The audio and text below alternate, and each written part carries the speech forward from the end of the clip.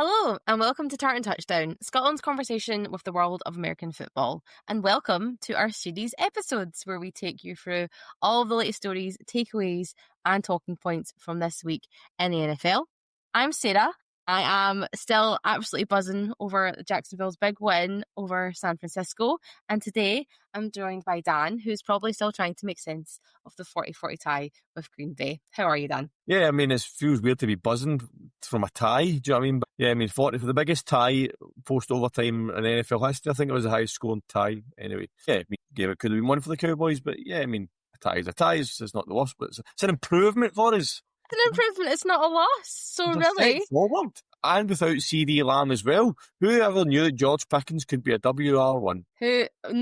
not me about 4 weeks ago. So there you go. The more you know. But I think week 4 really had everything this week. We had rookie quarterbacks making headlines, defenses putting on a show, big names going down with injuries, and only 2 unbeaten teams left standing. So grab your headset, because we're going to dive right into it so who's in panic mode, and even if the Eagles and Bills could really be our Super Bowl preview. But let's begin with the quarterbacks. So I guess in one of the shocks of week 4, okay, Jackson Dart leads the Giants to their first win of the season and also beats out the Chargers, who are favourites in the AFC, to a 21-18 win. And what? I mean, you said it. You said it last week. I'm going to say, was it a surprise? It was a surprise to me. No, to be fair, it was not a surprise. I'm glad that Brian Daboll is an avid listener or watcher of episodes, and he tuned in last night and listened to my advice. He knows what's best for him. It was the right decision. I said it last week in a passionate speech as to a Giants fan who disagreed with me, which was really interesting with Gav last week. But it was an impassioned speech I made last week saying that the Giants needed to start Jackson Dart. They did. Was I expecting them to beat the Chargers? No. Was I expecting an improvement? Yes. It obviously improved because one of the big things, obviously, just quick look at his numbers, 15 from 20, 111 yards and 1 touchdown. Yeah. So it wasn't like a blow the water out performance, but what it was a steady performance. Yeah. I think what the biggest thing for the Giants was not necessarily Dart's numbers. I thought the Giants looked like they had belief. The players believed in their quarterback, and they believed that they could go and perform. And I think that's a massive thing from this. It doesn't matter who's throwing the ball for you. If your team or your offense around about you doesn't believe in you, you're not going to get anywhere. And that offense seemed to think we can do something with Jackson Dart at quarterback, and they did. It was a great win for them. Chargers are a good team. Herbert put up his usual performance, 41 throws, 200 odd yards, and got a touchdown, stuff like that. But the Giants just kind of were steady and done what they had to do. What I also think Jackson Dart brings to the Giants as well, as he's a dual threat quarterback, he can run with the ball as well. So he went for 54 yards and a touchdown on the ground, which gives the Giants a different dimension. I mean, that's the Russell Wilson we used to see that was a dual threat. That's not the Russell Wilson that they have now. Jameis Winston isn't that threat. So now the Giants have a legit dual threat quarterback. It changes the whole game plan, and it changes teams' scheme against them. I'm not now scheming against a pocket pass or scheming against a dual quarterback. It's going to be interesting going forward to see how teams match up against Jackson Dart now, because we see all the time with rookies that there's no game film on them in the NFL. Teams need to scheme against it, but they don't know what they're scheming against yet. And for the next couple of weeks, Giants will have that advantage until teams adapt to the game tape from these games. Yeah, I think it's really, I think it's amazing to see, because like pretty much every quarterback that's now coming up is going to be a dual threat, because they're learning they're watching the Lamar Jacksons of the world, they're watching the Josh Allens of the world, and they're going, this is how I win a game, because I have to move my feet. I cannot just stand in that pocket and think that my offensive line is going to protect me. And we'll come on to what exactly that happened to one of those aforementioned quarterbacks in a minute. But I was really impressed with him. That rushing touchdown he did was, he just saw that open and he just went for it through come hell or high water. He was running. That's difficult, because Russell Wilson was getting battered the past couple of weeks on that Giants defensive line. So he just went, I can see that opportunity and I'm going to take it. And that Chargers defense isn't easy either. I think he was excellent. It was a great performance. Yeah, we will see how it continues to work for the Giants. Yeah, the big problem he's going to have is no Malik Neighbours for the rest of the season. He's now done his ACL. He's out for the season. So suddenly the Giants take one step forward. Right, we've got a QB that can maybe do something. Suddenly 2 steps back because they're now not get Malik Neighbours. So it's going to be interesting to see how he adapts to that. going forward, there's a couple of options there. Who's going to be the WR1 for the Giants? Who's going to step up and be that number one receiver that's going to get them the big catches and the big plays? On the ground game, I think they're fine. That itself, Scatterbo again was very impressive again. So he's got an established run game there. He's got Singletary, he's got Tracy when he's not injured. So they've got the established run game that will allow them to he's not going to have to pass the game. He's not going to have to win the game through the air for them. Next week will be interesting at the Saints. Who didn't look bad this week. The Saints, the first half, I'll come on to how that maybe have happened later on, but the Saints looked like a functional American football team for at least the first half against the Bills. So it's going to be interesting next week. As I said on the pod last week, this week was a free hit for Bart if he started. Because if you lose, it's against the Chargers, so, Now, he's beat the Chargers, so the expectation is you need to now go and beat the Saints. Why can you not beat the Saints? So the point I made last week about put the pressure on to have to beat the Saints is actually happening, even though he started this week as well. So, yeah, I mean, that was a good test from last night. He now needs to follow that up and not just show it was a one-off performance and he's a debut type thing. So if they go to the Saints and win again next week without Malik Neighbours and they play well, then I think there's a bit of a rosy garden for the Giants in some aspects, but obviously, like I said, Bills is a big loss for them. See how you're exactly right. See who steps up and can move into that kind of wide receiver one position for them. And then I guess we can talk about, Russell Wilson is obviously benched, and he, potentially maybe a candidate for replacing somebody. We'll see, but. Let's talk about how the Ravens O-line is in a bit of a crisis. Yeah. And then obviously that leaves Lamar Jackson completely vulnerable. And we are potentially, I just looked up before we started, they haven't really announced anything, but it looks to still be a hamstring injury, which they've not said anything about. Which I guess when we're talking about Joe Threat quarterbacks, he is your Joe Threat.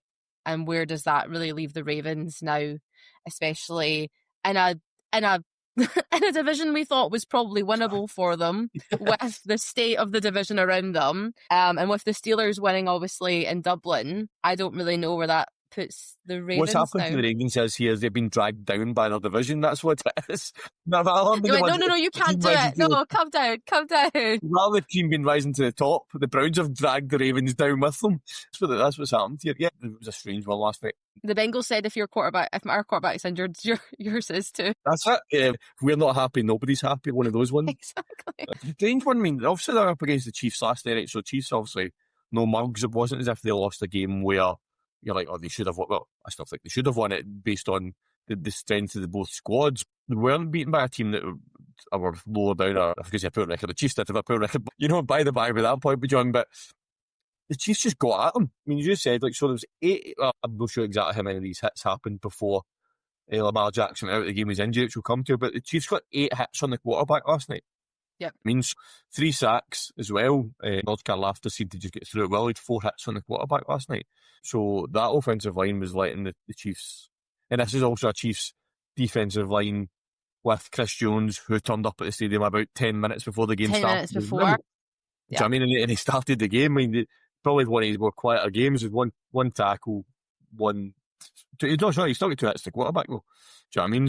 This is a Chiefs defensive line that can get at teams. So if you're going to make it easy for them, then they're just going to destroy you. And that's kind of what happened. Jackson needs to use his legs generally to play, but last night he was running for his life. Well, yeah, which is obviously now ended up with him potentially having an injury. Obviously I would put the Ravens in a bit of a crisis at the moment because that their whole entire offense is based around Lamar Jackson. Do you think right now the point, well, obviously we need to obviously see what Jackson's state is. Is he out? Can he come back? When does that look like? If you're the Ravens, right, do you think your time is now to try and trade for an offensive lineman or lineman, several of them that are going to try and save your season a little bit? Or if Lamar's going to be out, do you take a quarterback? The problem they've got is who is out there at quarterback land, right? Because Cooper Rush is not the answer for them. I've seen him up close to the Cowboys when Dak Prescott got injured. He just isn't that. He isn't a QB2. He's a backup quarterback, but he's not a QB2 in terms of the sense. You can't keep him in a not Marcus Mariota, who will step up. Basically, there's a drop off naturally. Marcus Mariota could be a QB1 for a lot of teams this league. Cooper Rush isn't anywhere near that. Who's available is the question. Russell Wilson, Cousins, that's your 2 more kind of biggest names that are available. Are any two of them going to go there and do anything? Kirk Cousins' contract's ridiculous. Are the Ravens going to entertain that? No. Russell Wilson can't even get a game for the Giants. Why do the Ravens then want him? Do you know what I mean? Yeah. I think, I'd also say it's hamstring injury. Hamstring injuries could be anything from a couple of weeks to a couple of months. We don't know how bad it is. Anything more than a couple of weeks, I think the Ravens season is done. Because if they go to, let's do, I'm going to pull it now, right? I had this for later on because we've got the panic section later, but I'm just going to pull it now, right? The Ravens, they can't win with Cooper Rush as the quarterback, right? I'll tell you that right now. They're not going to win. Let me just pull up the fixtures. I had this ready for later, but I'm just going to. I know. We just could talk about. I mean, I think it is the pressing story right now because everyone before coming into the season, everyone was saying that the Ravens are a Super Bowl or bust this year. They have to make the Super Bowl, or this team needs to completely change something. So the next 3 games: Texans, Rams, Bears. With Cooper Rush at quarterback, they're not winning one single one of those games. They then go to the Dolphins. They could go to the Dolphins being 1-6. Yes. That if they get to that point, their season is done. So if you're missing Lamar Jackson for 3 weeks, your season's done. Yeah. I mean, that's the thing. Yeah, because obviously then at the tail end of that, they obviously hit the Steelers again, hit the Bengals again, and hit the Browns again. I mean, they're running. Obviously, they've got the Steelers they've got the Steelers twice, the Bengals twice. Yep. They've also got the Packers in there, the Vikings who are hot and cold at the moment. Depends what happens at quarterback there. So there's probably 4 or 5 games that you would say if Lamar Jackson's playing, they can win. I think if Lamar Jackson's out for any more than a week, 2 weeks maybe, the Ravens season's done. Cooper Rush isn't going to win any of those 3 games with them, and you're not coming back for a 1-6 record in that AFC to make the playoffs. No, not with the AFC continuing to look like how it's because it's fully spread out. There's still, I mean, apart from one team running away, but they're running away with the other.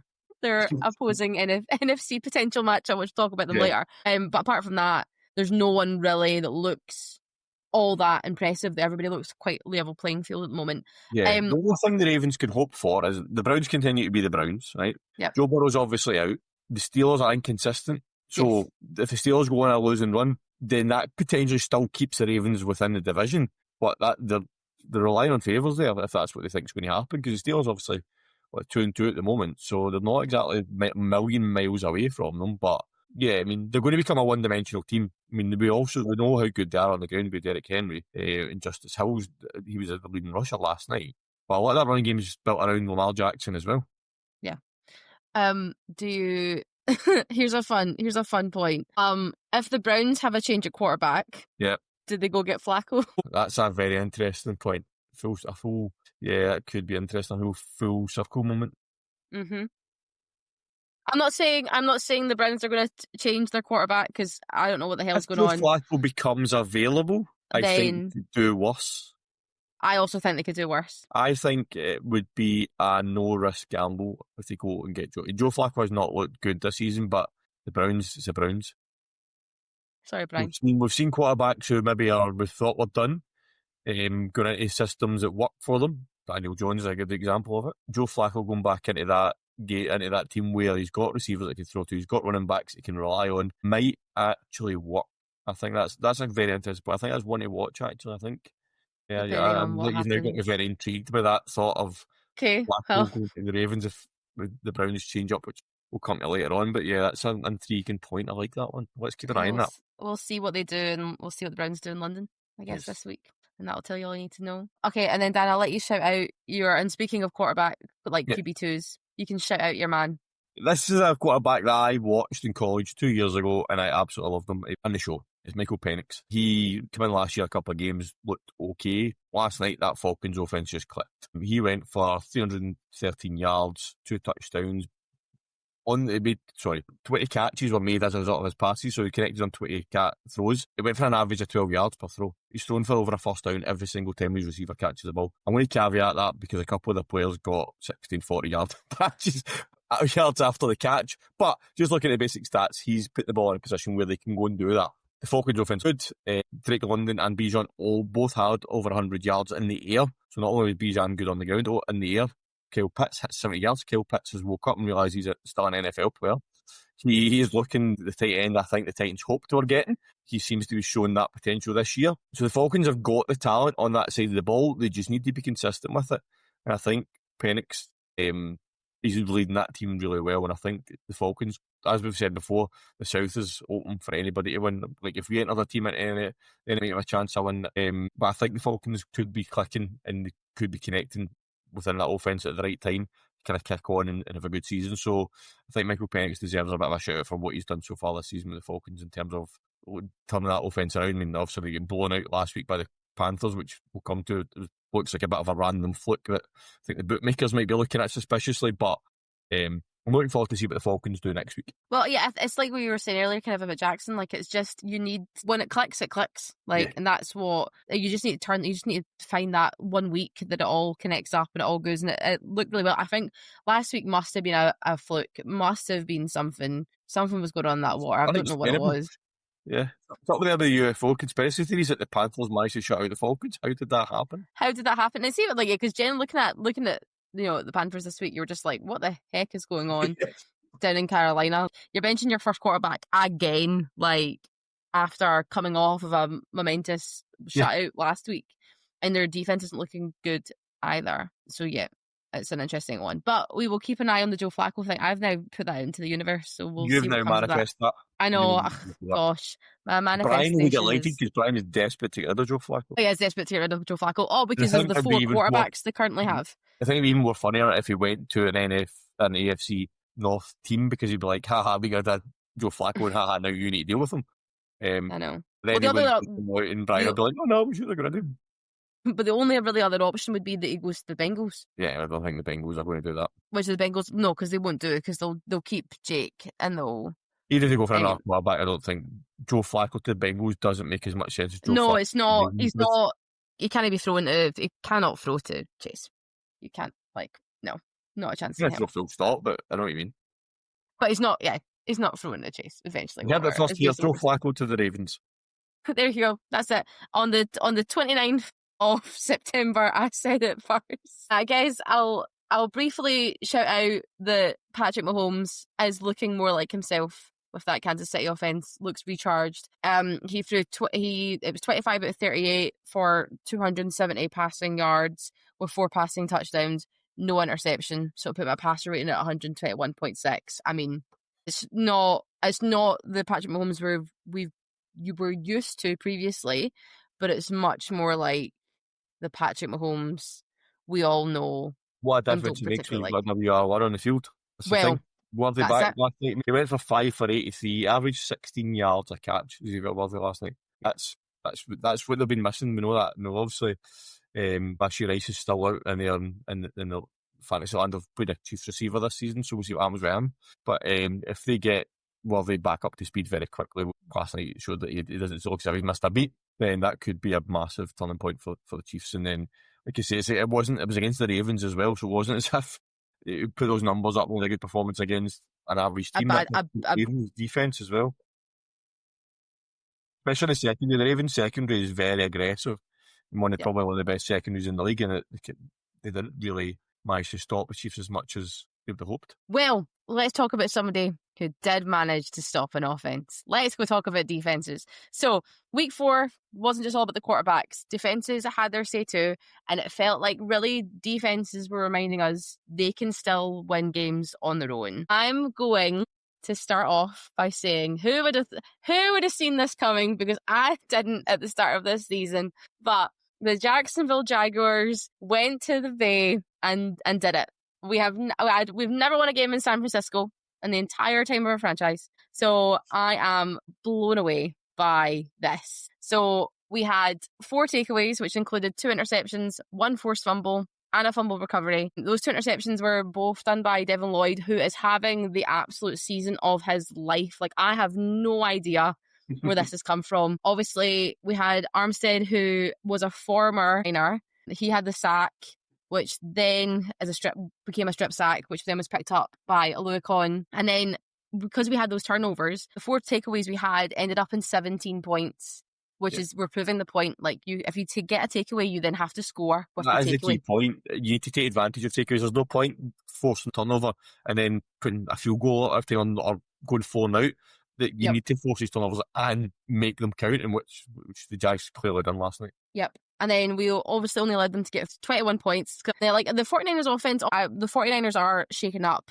They are injury prone.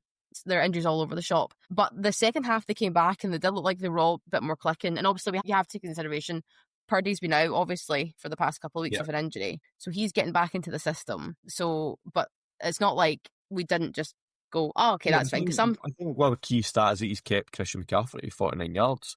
Yeah. And that's even more impressive when he touched the ball 17 times. So he had an average of 2.9 yards per carry. But I was going to say not many teams can stop him, but this season he's still not got a rushing touchdown, which seems crazy to think in week 4. But yeah, that would have been a massive part of your game, is stopping him running. The fact that he was actually their best receiver last night with 92 yards, but you stopped him on the ground, which is a key part of that 49ers game plan when they don't have a wide receiver room at the moment. As we've got Christian McCaffrey, it's fine. Keeping with 49 yards on the ground is a massive, massive step forward, a massive platform to build on to stop the 49ers from winning. Yep. And then I guess the overall arching thing is that for us right now, so for the past 4 weeks, we have had 13 takeaways, which is the most in the NFL right now, and we've taken 41 points off of those takeaways. That's a key stat. And that's wild to me. That's more 13 takeaways is more we've had in 4 weeks than we had the entirety of the 2024 season. And obviously everyone's talking about Liam Cohen obviously coming in, and like the offense, do not get me wrong, the offense still looks shaky at some points. We do currently not have a passing game. The passing game is not currently there. Mm-hmm. But that running game with ETN is wild. He lost last night, 24 yards on 19 carries. Stupid numbers, absolute stupid numbers. He's not been like, can I chat about the season, was he going to be RB1? I mean, there was chat of Tank Bigsby before he moved on. They've obviously got Tutu there as well. But ETN kind of stamped his foot last night. Went, no, I'll be one here, nobody else. I mean, that was a phenomenal performance last night. So a very, very happy Jacksonville fan. I also just like Liam Cohen seems to fight for his cause a little bit. Obviously, there was all that scuffle at the end of the. Yeah, I mean, like I read that sentence earlier on. It was like he basically was like, keep my mouth out of your. Keep my name out of your mouth, Will Smith. He went all Will Smith on Robert Saleh. He did. Yeah. But then I did read it like it was like heated exchange. I'm like, I wouldn't really call that heated exchange.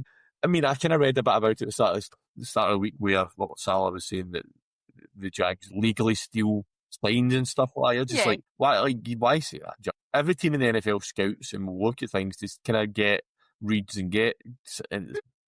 I mean, it's not like in baseball where teams are filming teams and picking up picture signs. That's completely different. No. Calling audibles that are on the field, which are clear to see in the kind of cadences and stuff like that. There's nothing wrong with that. It's just part of the game. It's just the tactics of the game. If you're that worried about it, then change it. I mean, if you're that, change up what your quarterbacks are shouting. Like, it's not that. Change up the name of your audibles or whatever. Yeah, I mean, I think it was, I don't know why Saleh came out with it. It's something you would think kind of gave him a bit of fire. I feel like his Cohen, like you said, after the game was not happy at all about it. He went looking for Saleh. It wasn't just he came across each other. He did go looking for him. Like you said, that's what the Jags need. They need a leader. They need someone that the players are going to look at and go, yeah, I mean, he's sticking up for us. He's got our back. I think it's something the Jags have probably missed recently, that kind of bit of fire, a bit of attitude, a bit of, obviously in the old Scottish, a bit of garrulousness about their head coach that's like, that'll be a minute. You're not going to mess with us. This is our team. I'm protective of my team. And I think that's something the Jags needed in terms of that direction. And you can see that the players are buying into it. Well, yeah, because you can totally tell, like, if you watch any of the post-game locker room, you can see that he has that locker room on his side. Like, they're listening to every single word he says. And then even in our week 2 loss to the Bengals, we posted the post-game locker room chat on a loss. I have never in my life seen a team do that, and I'm like, this is wild to me. But obviously they're doing it for a reason, because they want to prove the point of, even if you lose, it's how you come back from the loss. It's also the optics as well. It's also the optics of, like, we're showing that despite us losing, everybody's buying into what the head coach is trying to do, and look, this is it. This is us showing you that, so that, and it kind of, in a way, it's very proactive in terms of new head coach comes in, team maybe not sure, like you mentioned, no passing game, start losing some games. That kind of chatter starts about, does the team not trust them? Do the team know? So you're basically killing that by putting this out. You know, even when we lose, players are bought into what you're saying, and we're showing you that. And it kind of takes that away, which I think is very clever from the Jags to do that sort of thing. Yeah. I just think it's just all clicking. I just want the passing game to be a bit better. And even I mean, I need to also, I've seen a lot of chatter obviously about Trevor, as there always is with the Jags. But listen, he had no interceptions, he had no turnovers, so I'll take it because Clean game, that's what you need. You just need a clean game. just need a little clean game. And I'll be interested. We unfortunately don't play the Colts until the 7th of December. So there is a long time before that happens. If they both keep playing as they're playing, that will be an interesting run for the AFC South, which no one thought anyone would want to win that. Exactly. We've actually got an AFC championship race on. Next 3 games are big for you though. Seahawks, Rams. Yep. If you can get 2 out of the 3 wins out of that, then we're laughing. Position. I think you'll be in a great position to get 2. Because after that, you then get the Raiders and the Texans. We don't know what Texans are going to turn up. But yeah, if you can win 2 of your next 3 games, then I think you're in a good position. And are we now a top 5 defence? Fantasy has us as number 3, so we'll see what happens tonight, and that may move to number 1. I guess other kind of defences talk about the Steelers were excellent in their first game. Congratulations, Ireland, on your first NFL international game. We're still working on for Scotland, but it looked amazing. And a phenomenal show over Ireland. Putting that on, there's a lot of people in the country have really manifested that to make it happen. Mike McQuaid's been massive in pushing that over there in Ireland, so big shout out to him and all the guys over there that have basically pushed for this, and they put on a phenomenal show, and it looks like the players and the fans all loved it. But on the game itself, Steelers defence, like you said, we know the Steelers have got a good defence. Mike Tomlin's always got a good defence. I mean, that's never up for debate, but they were very good against the Vikings. Carson Wentz was sacked 6 times by 5 different players. So that's a start and a half at your offensive line. They're spreading the sacks out across the whole defence. And that offensive line of the Vikings just looks shell-shocked. Wentz is getting no protection at all. So, yeah, I mean, 6 sacks, 10 tackles for a loss by that defence as well, and numerous pass breakups at key points. Their defence across the whole defence, they all stood up. I know there was one specific DB you wanted to chat about. Oh, yeah, Deshaun Elliott was absolutely incredible. I seemed to, fall in love with, safeties. It's such a weird thing. But obviously, he had an interception in the first half on a pass that was tipped by Harmon. It seemed to be the Steelers defense were kind of all just connected. But if one person was doing one thing, somebody else was then right there doing the next, which I think was a kind of really key point for them. And again, like you're saying, it's the Steelers defense. They are a really good defense. But yeah, he was excellent. And I guess on that, he played such smart football. So obviously on the final drive, he batted away that 4th down pass to Jordan Addison, which essentially just ended their game. Yep. And that's it. You have to obviously keep in the moment until the very, very end. And it's those key takeaways that lead to the full picture. So yeah, I thought he was excellent. Obviously, TJ Watt's amazing, but TJ Watt also got an interception. They ran it for 13 yards. That's a big guy interception going for 13 yards. That's good. Yeah, love when like you said, takeaways as well. I mean, two interceptions, 2 fumbles, but 1 was recovered by the Vikings. So they got 3 turnovers in total where they got the balls. That defense.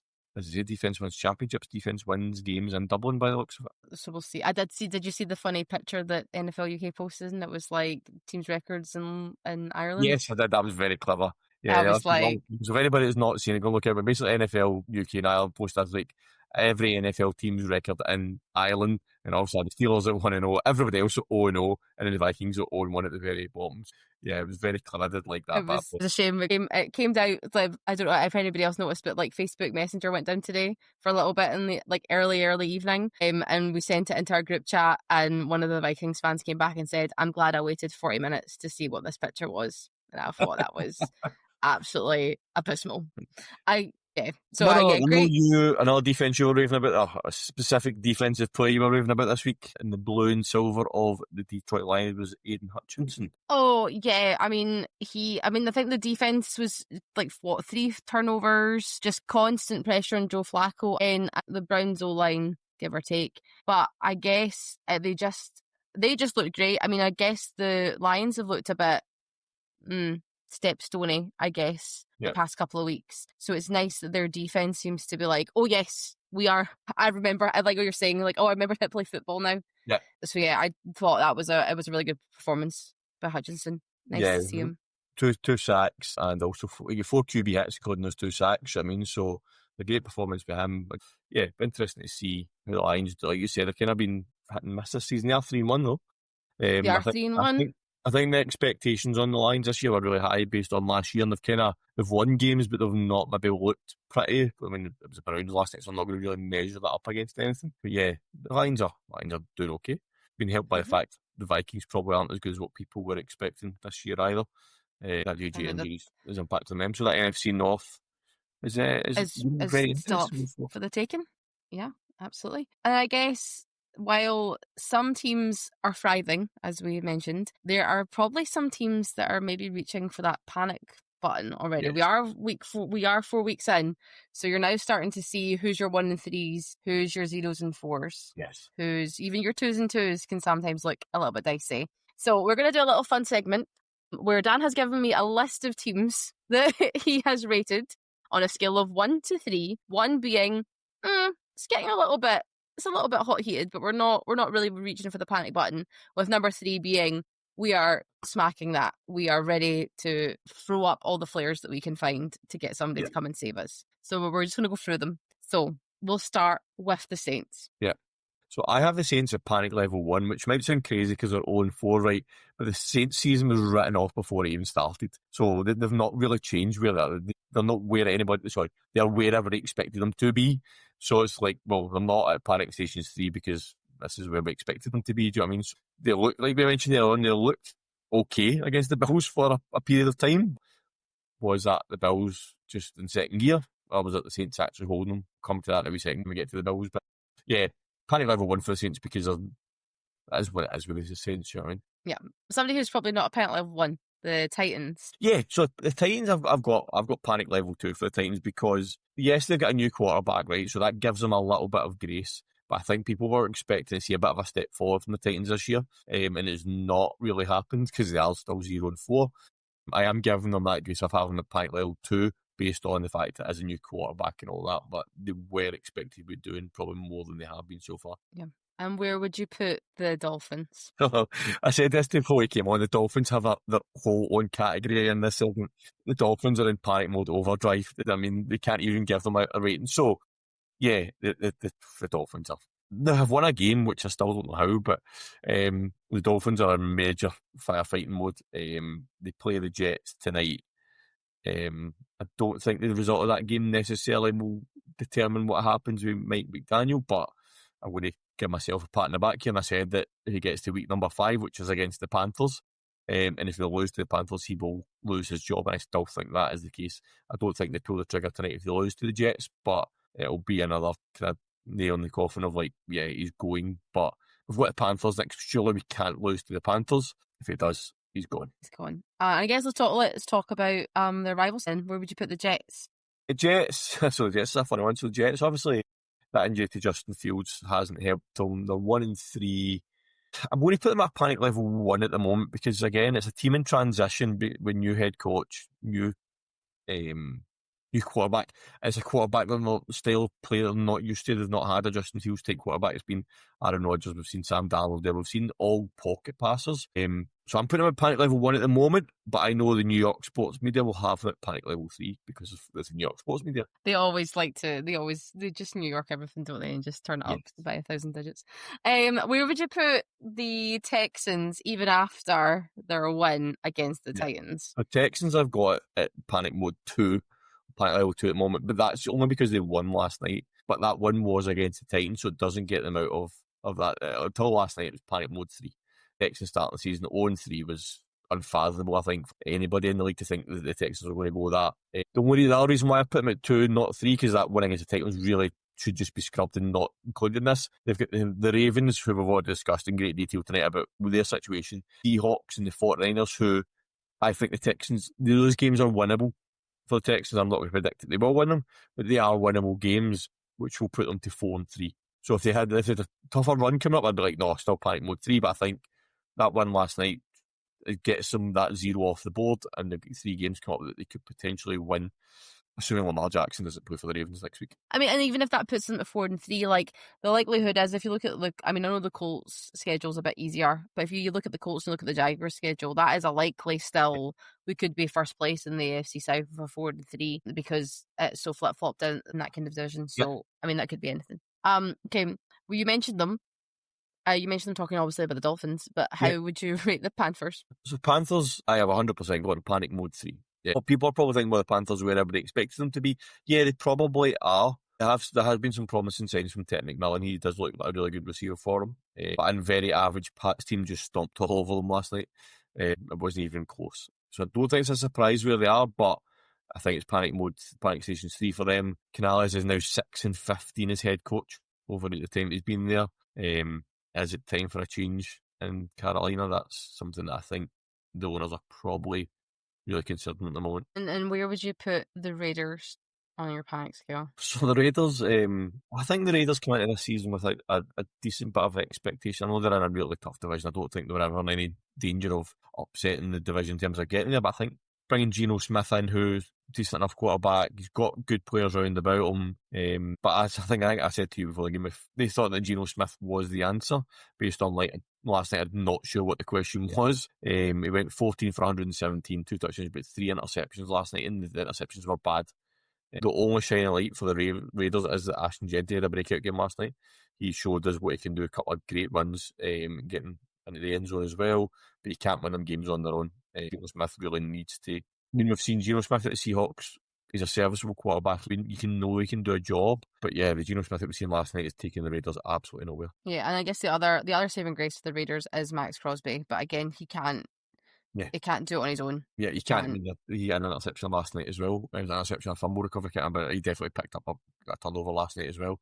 So, yeah, again, you can't rely on Max Crosby and Ashton Jeanty to win you games. You can't rely two players, of a massive roster. I mean, I looked at this stat earlier on, I've completely forgot. Give me a second, there was something I was going to say about the Raiders. Let me just pull this back up. Where are the Raiders on my notes?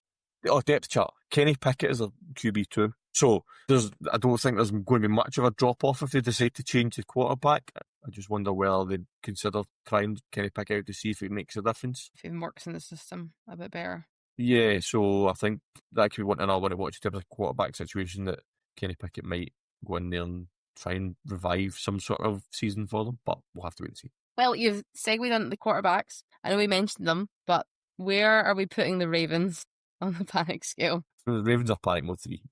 Like I said earlier on, their season is hanging by the thread that is of a hamstring. Lamar Jackson's hamstring. That is literally what their season is hanging on right now. But even saying that, they've not won a big game this season with Lamar Jackson at quarterback. Even if he is fit, his big game Lamar is not turning up again. Yeah, like I said, Cooper Rush isn't the answer. Lamar Jackson can't win big games. He's also injured. They're 1-3.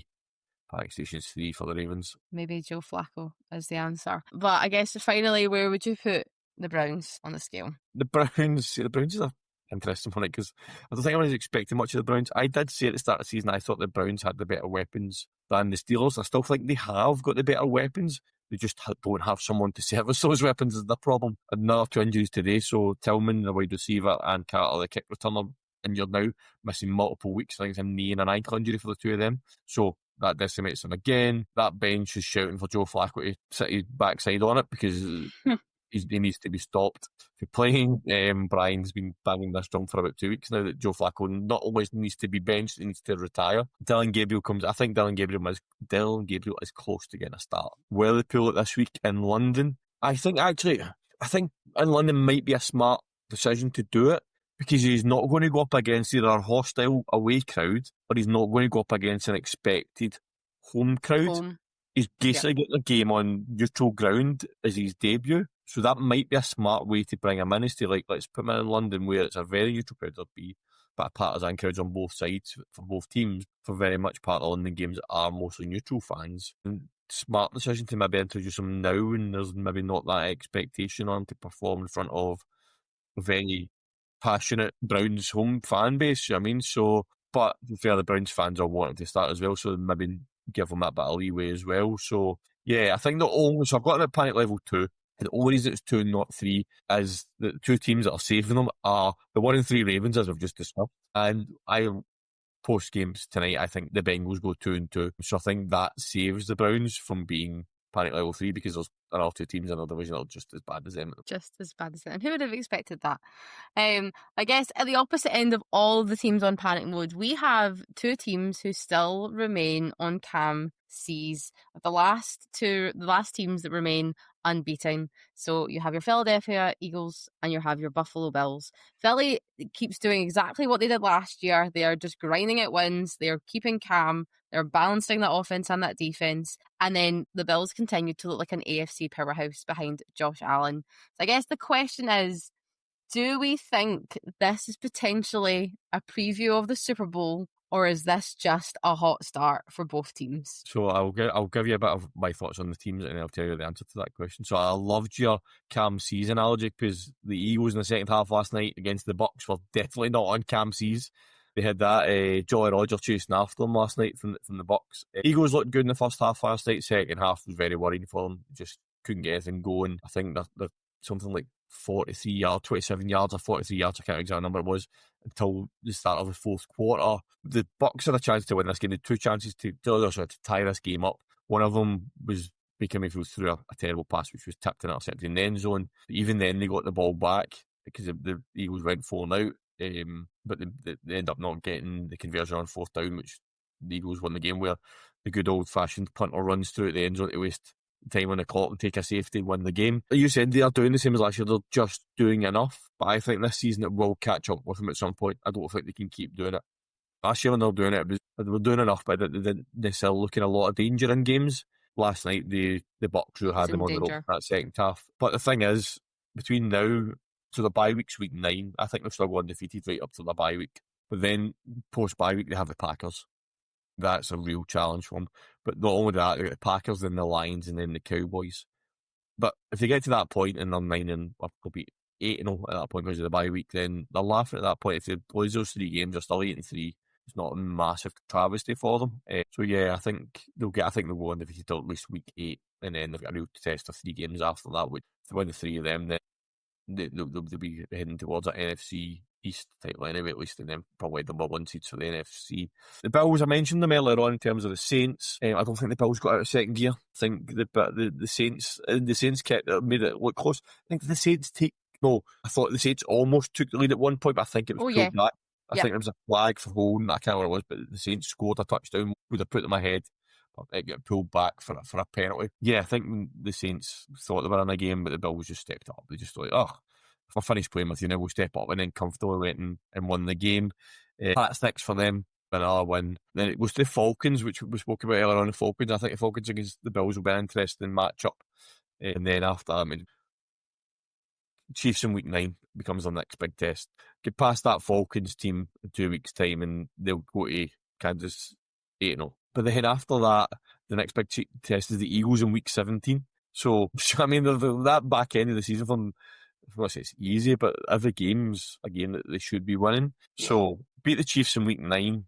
They'll be going to the Eagles potentially 15-0. 15-0, which but then it does it become the Bills that can't get out of the playoffs again because they come up against teams that can play. Yeah, it is, but I don't know. The Bills just seem to. I don't know what it is with them. They just can't seem to, like you say, get over that line. But at the start of the season, I said that it would be a Bengals and Vikings Super Bowl. I jinxed the quarterbacks, made a fool of myself with that prediction. But I'll try to be looking out of the box thinking, come on, give us something different, give us something exciting. Because a Vikings with JJ McCarthy and Joe Burrow led like Bengals Super Bowl. Oh, wouldn't have been amazing. They didn't expect to be watched, right? It's not happening. So I don't see the Eagles getting to Santa Clara. I just don't know. I don't know who does. I don't think it's Eagles. If I had to pick another team, maybe say the Packers. Probably a good position to get there. I don't think the Eagles make it. The Bills, can't see anybody stop them. Really can't. Unless the Chiefs step up and become the Chiefs that we know, I don't think there's anybody else in that AFC that can stop the Bills. No. And like I said earlier on, I think the Ravens season's pretty much done, so I don't see them being in the playoffs against the Bills. Yep. I guess your only really contenders left after that is obviously the Chiefs, what you said. Obviously, you've got the Chargers, who are still playing. They bet the Chiefs, which is something that Josh Allen struggles to do. You've obviously got the Colts, who are playing well, but in a weaker schedule. So you have to kind of obviously take that with a pinch of salt. Then you've got the Jags, which will obviously come down to how they can play against the Chiefs on Monday. Well, next Monday. Sorry, not Monday. And then really after that, you've got a lot of like that kind of we're good teams, but do we beat other good teams? Yeah, apologies to Steelers fans that are listening. Watch, I forgot your 3-1. Sorry. 2-2. Steelers are 3-1. I said they were 2-2 earlier on the 3-1. They're 3-1.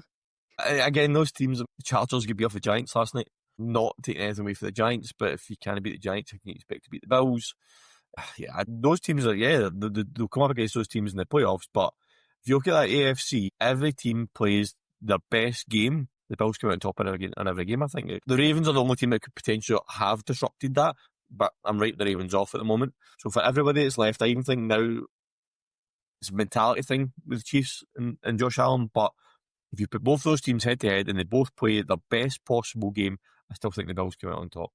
So yeah, I think the Bills may as well book your tickets to Santa Clara now, and everybody else may as well book their tickets to Cabo because that's where they'll be going. But yeah, so the Bills, yes, Super Bowl. The Eagles, I don't think so. So I don't think it is a rehearsal to the Super Bowl. What about yourself? What do you think? I don't know. I could see it happening. I don't know if the Bills will get there. I think I really rate Josh Allen as a quarterback. I think he's impeccable. I think he's so good. But they always find a way to lose in those playoffs. I don't know what it is, but they always, even at home, they always find a way to lose, even when they are the top. And I could just see that happening again. And I think I agree with you on the Eagles. I think there comes to a point where just winning is not enough, and it will come to a head at some point. Now, you are right, though, they could get all the way to 8-0 and then lose 3 games and stuff like, well, we're 8-3, so it's all right. And who's really their competition? So I still think the Eagles are going to get to the playoffs. Yeah, 100% for that, yeah. It's just what the playoffs do for them. But I guess when they come back in week 17 when they play each other, and that'll give you the answer. We will be here. We will be here. We will rewind. We'll rewind to this segment. The AFC Championship game, the NFC Championship game with the Eagles and the Bills win. We'll we said it wouldn't happen. But here we are. But I guess, to be fair, so you're going to suggest that in week 17, when they play each other in the regular season, you said the Bills and the Eagles play each other, you're going for the Bills to win? Yes. Yeah. And is that in Buffalo? Question. Give me 2 seconds and I will tell you. The Bills are, yes. It's in Buffalo, and it'll be snowing. In Buffalo on the 28th of December. It'll be snowing. Of course. The Eagles can't play in the snow, but it'll be snowing. It'll be a minus. Yeah. I genuinely think if the Bills can beat the Chiefs in I think it was week 9, I said, wasn't it? Aye. They could host the Eagles in week 17 undefeated. They're looking at their schedule. I know it might sound daft, right? After the Chiefs, right, the Patriots, the Falcons, and the Panthers. So the Falcons could be an interesting one, but if you get through that, then play the Chiefs, and then it's the Dolphins, the Bucks, the Texans, the Steelers, the Bengals, the Pats, the Browns, and then the Eagles. Tell me one of those teams that you think could beat the Bills. I mean, maybe. Well, okay, I will say the Patriots will be interesting because it's a division game, and division games are always sometimes a bit funny. Yeah. So you just don't know. I mean, we could maybe the Bucks. The Bucks have got a chance. No, but the Bengals, if Joe Burrow's back, have got a chance. Yes, there's a chance. I still think the Bills win both those games. There you go. And then we will just have. The Bills are going to go undefeated this season. Fully undefeated, they will be. I don't even remember the last time a team went undefeated and then lost in the playoffs. Or whatever it was. And then lost in the playoffs. Yeah, that's it. Number one, you'd be one and done because they'll get the buy in the first round of the playoffs and then get beat from random, like the Broncos or something like that, come through and beat them. Or something, or the Chargers, or whoever. Great. All my hot takes this season have been absolutely horrendous. But I did get Jackson Dart right, and I do think I'm going to get Mike McDaniel right next week if he doesn't get sacked before then. And I think I've got Joe Flacco right. So there you go, everybody. Tune in every week on episodes for the hottest takes that sometimes make absolutely no sense, but may make sense in the future. In the future. Just wait and see. I guess we've started to look ahead anyway, but let's look ahead to week 5. So yes. I'm gonna give my first game, I think, to watch, and then we will bounce back. We have two we have 2 each. So I'm gonna go obviously and say that I think Monday Night Football, the Kansas City Chiefs at the Jaguars, is going to be an interesting game because I just think it's going to be absolutely wild to see if the Jags defense can stop Mahomes. Even when we weren't the potential number 1, number 2, number 3 defense in the league, we still managed to hurt Mahomes. So the likelihood is it can happen again. So I think that's going to be really interesting. The Jaguars are fully out trying to fill that bank up of Jaguars fans. And I think that will be a great matchup on Monday night next week. Yeah. See, the thing is, I've already probably spoke about my 2 games in considerable amount already in different segments of this. The first one I'm going to go is the Giants and the Saints. Might not sound like an intriguing matchup or an interesting game to watch for the purists or the neutral, but it is purely to see what Jackson Dart does. Obviously, we've got a bit of added interest being the NFC East to see if the Giants can legitimately continue this run into Jackson Dart. Like I said earlier on, he's going to be expected to now go and win this game. So for me, it's been interesting to watch that to see how that one plays out. I don't think the Saints against the Bills was much. I don't think the Saints are an improved team. So the Giants, in theory, should win this. But interested to see how Jackson Dart deals with that pressure of being expected to win after basically having that free hit against the Chargers. Might not be a great game for the purists or the neutral, but from a storyline point of view, Jackson Dart's going to be really interesting to watch. Yeah, I think that'll be interesting. I seem to be picking all the main games because my second pick is going to be Thursday night football, which is the 49ers at the Rams, which I think is going to be an interesting one. It's the NFC West continuing. Both teams are sitting at 3-1 right now. Yeah. So I think this week's kind of bit shook the 49ers a little bit, because they were the favourites going into that game. So I think they need to obviously try and get a bounce back. And obviously the Rams had a great win against the Colts last night. I thought that was really impressive from them because that was a back and forth. The Colts who hadn't punted the entire season and they managed to stop them. I thought Puka Nacua was excellent. Absolutely ridiculous. I thought Matthew Stafford looked excellent. There as was well. one pass that Stafford threw to Nacua right down and was within the 10-yard line, and it just how did he come up with it? When he put the ball in, there's only one position he could put that ball, Nacua could catch it, and he literally put it in his hands. It was a ridiculous throw and catch. Yeah, and then I guess the other thing to think about is it's a short week road game for the 49ers, and I know they're only travelling to LA. It's not exactly they're travelling miles away, but back home games to the Rams. So I think it's in the Rams' hands to win it. But it'll be interesting. And I've not picked this next game. I'm just going to reference this based on your point. I've not picked this as my game. In the NFC West, there's 3-1 teams. The Seahawks are 3-1 as well.